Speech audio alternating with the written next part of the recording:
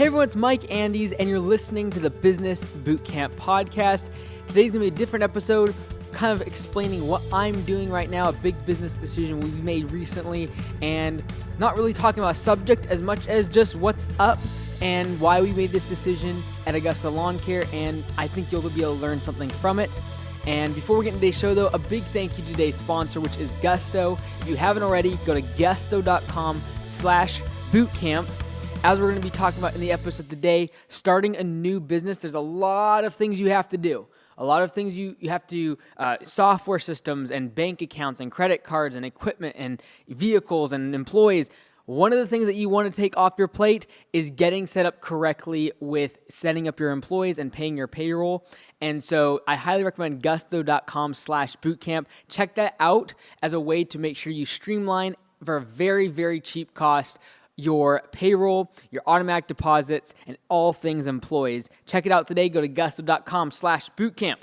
Now, today, like I said, is a little bit different. I'm just talking about something that I've recently done and kind of been working on, and something that I mentioned on the last episode of Business Bootcamp podcast. On the last show, we talked about how, you kind of, have times where business decisions go wrong, things happen that seem negative, and last week because of the coronavirus that was kind of started out in California. Because of that, the food show that we were planning to be at all weekend was canceled. So for those of you not aware, ketosiscups.com is a company that I've started really to figure out the food industry.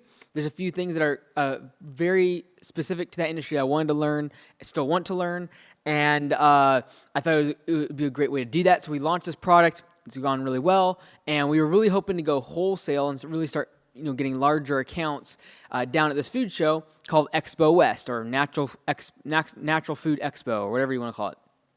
Down in Anaheim, it's 3 days long. We rented a booth down there, had three of us going down there for the whole week and setting it up, had shipped down tons of samples and all of our booth and, backdrop, all that stuff.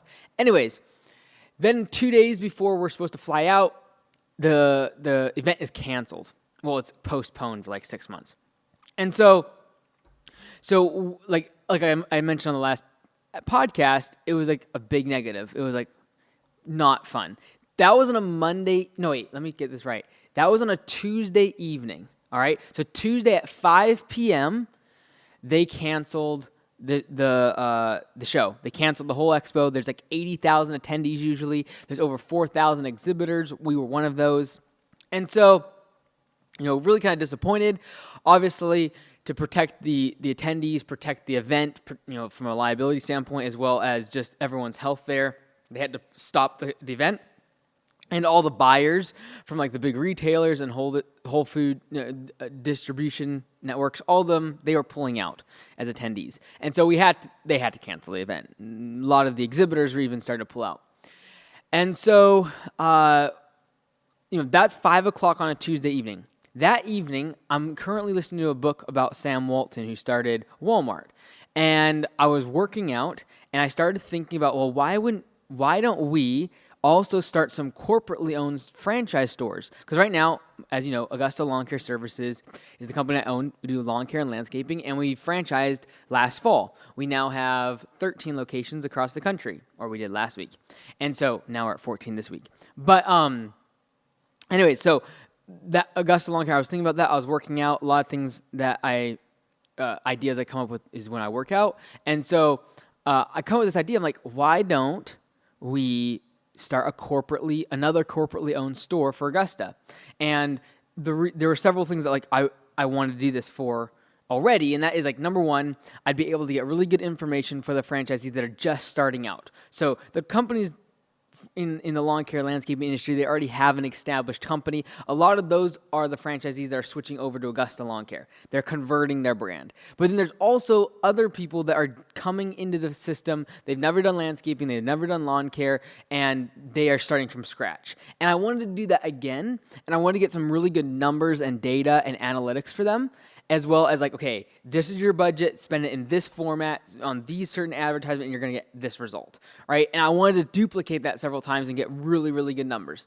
And so I was thinking about that, and then literally a couple hours later, I was at my parents' house, and I thought of, who could do this. And this basically, like, the concept was, okay, if they could have a Walmart, like this massive store making millions and millions of dollars, dozens of employees, if they could trust someone that did not have equity in the company, and they did not have an equity position in the business, surely, like, a lawn care service, we could do the same thing for. Like, they don't have to be a franchisee. We could have them have the same support as a franchisee. They could do everything like a franchisee, but they'd just be a corporately owned store with a manager in place that would have a percentage of profits, like profit sharing, as part of their incentive package.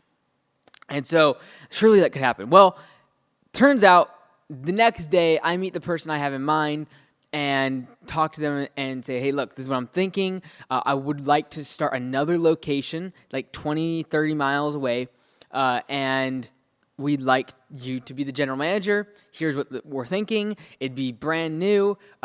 This is why we want to give really good data for the franchisees, as well as it's information I can share on the podcast because it's no longer in a franchise disclosure document.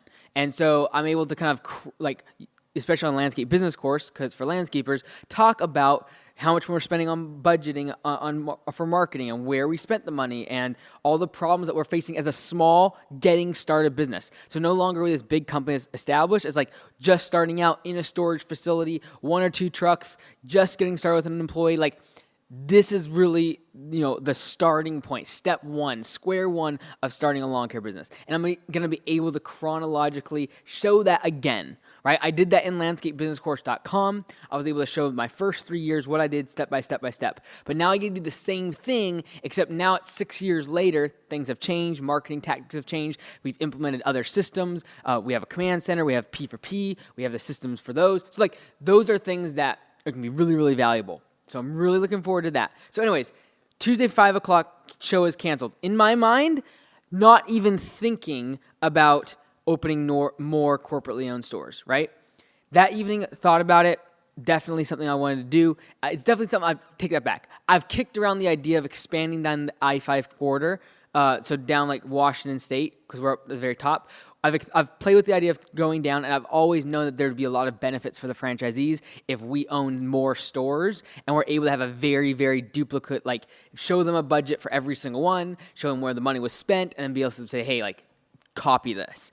And so I knew there was benefit. I've always thought that, but definitely last week, like literally 1 week ago, did not think in my mind that we'd be trying to start a store right now. Like, we're already starting to mow. Like, we've already been mowing in our markets. Like, we're late. And, so Tuesday that happens. Wednesday I meet with him. Basically by Saturday, so yesterday, they closed the deal. The general manager signed on, and everything is a go. So we're buying trucks, we're putting a website up, we're getting phone numbers, we're getting everything set up.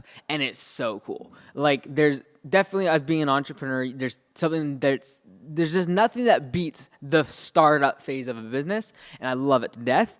But what's really cool and kind of nostalgic is the fact that my brother is going to be my general manager at that location. And so if you follow my story before, back when I was 11 and he was 13 years old is when we started Andy's Lawn Care, where we like pushed a lawnmower around our neighborhood and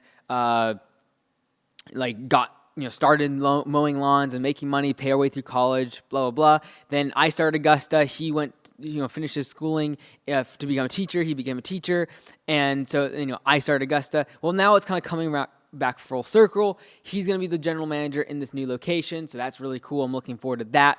But the takeaway from all of this is that if that show would not have been canceled, there's no way we would have been starting this new chapter of the business. Just no way. Wouldn't have been thinking about it. Probably would have been next year. That's what I was kind of thinking. Even Tuesday evening, like after my workout, I was thinking like next year, Mount Vernon we could do, and then we could do an Everett next year too. And then it just kind of became like, I was listening to the Walmart book, and I was just like, he literally was like pumping stores out so fast. He was involved in every single one, but like it was just like, if they can pump out Walmarts that fast, like 50 in 1 year, why can't I start like? I've always asked, why can't I take time out of the equation? And so I recently, one of the employees at Augusta Lawn Care Marcus, he mentioned a book, and we got in our Audible account. It's called the 12-week year, and it really is about this concept of taking time and like shrinking it down. Like why do we think in terms of 12 months for a year instead of 12 weeks? And so I started kind of using that concept, and I've always believed in taking time out of the equation, getting things done, not thinking about, pondering, debating, and just like paralysis by analysis. Like I'm not into that. And so, thinking like listening to this Walmart book, thinking like, okay, well, yeah, I want to do one next year. I want to do Mount Vernon and Everett. I could do 2 locations next year, no problem. Then it's like, well, why not do one now? Like, why not take time out of the equation? Why not get one whole year under your belt, then start one Everett next year, so that way when the franchisees come, you can take them at one that's just starting out, one that's been established for a year, and then one that's been very, very established, and is going to be like where they want to get to in 5 years. And so this is what is like, this is the bottom line. When there's things that happen that seem negative, you've got to keep your attention above it. Because if I would have got down, because it really, like, some people thought it was clickbait last video. It was not. Really, that business is going to be shut down for 6 months in terms of, like, my attention on it and really trying to grow it. Like, we're not focusing on the direct-to-consumer aspect anymore. So, like, it's very much like whatever gets online, we fulfill orders, but it's nothing, like, huge or major. And so it definitely, like, shut us down. Negative. Very, very negative. We've been looking forward to that for about 4 months. November, December, January, February. Yeah, like 4 or 5 months we've been looking forward to this food show, preparing for it, getting all the banners, getting all the samples, like getting all the marketing ready, getting all the pricing ready, getting co-packer relationships ready. Like everything was ready to go, and then like massive letdown. But the fact that our team is able to get over that and within 24 hours is making major decisions in other elements of the business, in other venues and areas that we can achieve. Like, this is what separates a great team and a great business from just average. Like, wallowing in the issues of your business, wallowing in the problems, which they're going to happen. Like, they're just going to happen. It's a business. When you deal with people, when you deal with, like, humanity, conferences get canceled, business transactions get canceled, relationships go haywire, health goes haywire. Like, stuff just happens. And so, but how you deal with it is so important. And it's not to take away the fact how negative a situation or a circumstance is, it's how do you look at it. And I knew right away, okay, there's obviously some reason why I should not be gone this weekend. And sure enough, like if that would not have happened, there's no way our Mount Vernon would be opening next week. So literally in less than 2 weeks from that conference being canceled, our Mount Vernon store is going to be open for business and probably already performing services. And so there's 2 takeaways I want you to take away from that. And this is not like about tooting my own horn. This is about what can we learn from the guy behind the microphone. And that is 2 things. One is when you do get kicked in the face, when something does seem really, really negative, you got to just like, okay, it happened. Like that, you can't change that. Now it's like, okay, what's the good that can come from this? And that's not always in a very, it's not immediate like it was for me necessarily in terms of you get a quick response of like, okay, this is like the direction we should be going. This is where I need to be chasing. Like no here, but like yes here. That does not always happen. Sometimes months or years before that sort of change of direction happens. However, it's the mentality. When something negative happens, a leader rises to the occasion and says, okay, that was a failure. We messed up. That was a closed door. Nothing happened there. It was a bad deal, whatever. And then they figure out where they're going next. They don't keep the camp down and everyone's like morale is low and everyone's just wallowing in the issue and the failure. It's like, let's get up and get moving. Action, in my opinion, is one of the best remedies for failure. Action is the best remedy for failure. You can write that one down. And so I really, truly believe that. Action is like get up, go, do something. Look for the next thing. And then the second takeaway is take time out of the equation. Like you do not need to be taking a long time. It does not take weeks, months, years. People just think about stuff way too much. And so it's really interesting because even with the franchise, like I've talked to hundreds now of landscapers interested in the franchise, and I'm careful because some people I can just tell that they are going to literally try to think about this for years to come. and they're going to analyze every single aspect. And literally by the time they figure it out, like, we will have changed systems. We will have evolved. We will made it 10 times better. And there's something about an entrepreneur that needs to be nimble. Number one, when issues happen, but even when there's opportunity, like when there's something really good in front of you, you got to chase it. You got to run. You got to go. You got to get it done. And so we were kind of, fire on our tail because, this cancellation, now we're going to do Mount Vernon. Well, guess what? We're already in the middle of, not in the middle. We've already started mowing season. And so we got to get to market right away. There's no time to delay. We've got to get it done fast. We've got to have a plan in place. So literally within 48 hours, we have a budget. We have a plan. We have a day-to-day action list. We know exactly, where the money's going to be going, where it's going to be at, cash flow wise, break-even points, all that's done. 48 hours. And so those are the two takeaways I want to share with you today. Number one, when something goes bad, keep moving. Don't stop moving. Go to the next battle. Like when you fail in one battle, when you fall flat in your face, get back up, look above it, look for what's on the horizon, what could possibly be the reason why that happened, what could possibly be the next victory after your major defeat, and two, take time out of the equation. Do it immediately. Go. Don't analyze, don't critique, don't think about your past failure or, this week was a bad week, and blah, blah. Go. Do. Take time out of the equation. So really looking forward to this kind of new chapter. We're going to start one this year. Like I said, we're already started it. Augusta Lawn Care of Mount Vernon. And it's about 25 miles maybe from our Bellingham location. And we're just going to keep working our way down the I-5 corridor. So next year we plan on doing Everett. And we're going to be able to get a very, very good system for the budget of these companies. And we're going to track what they're doing and be able to have a really good blueprint for the franchisees. So I'm really happy about that. I'm really happy to have my brother back on the team. And I'm really looking forward to sharing with the landscaping community exactly what we're doing through the startup phase. Because I was before I started making content like this, I'd already been in business 3-4 years as under Augusta Lawn Care. So now people are going to be able to see what it looks like when we start from the beginning. And I'm really looking forward to that journey. So a little bit of a different episode today, just kind of sharing where I'm at and what's happening over the past 4 or 5 days. Been really exciting and look forward to the journey. Thank you so much for been listening to the Business Bootcamp Podcast. I'm Mike Andes. Till next time, be great, because nothing else pays.